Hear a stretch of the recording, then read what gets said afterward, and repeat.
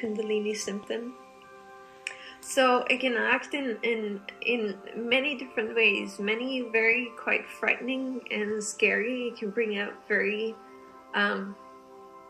frightening events without doing psychoactive plants, for example. It can just come without them. You can have visions or hallucinations, or just you just see between the veils.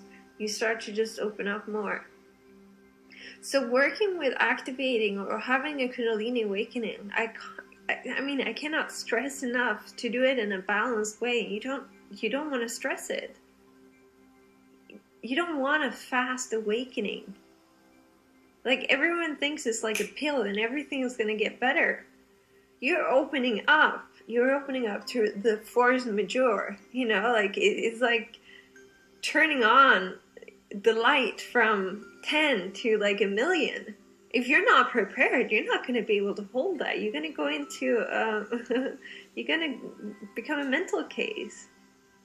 Like, all your fears are going to come up. You're not going to be holding down. I'm not saying this to scare people, but when I get comments and messages like, how can I open up my third eye the fastest possible? Like, you don't want to do that, and you don't need to do that. Just take it easy. Work with healing yourself, finding balance. Work with clearing your mental patterns. Like, clear the space so that they can just open up. So it doesn't have to hit through things, right? You want it to just flow easy peasy through your being. Gentle.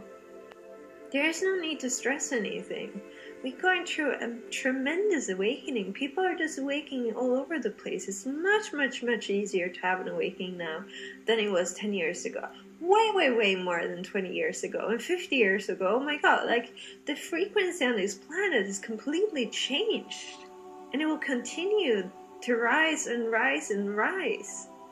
So there's a lot of discomfort that's happening because of this, because it's bringing really old layers to the surface.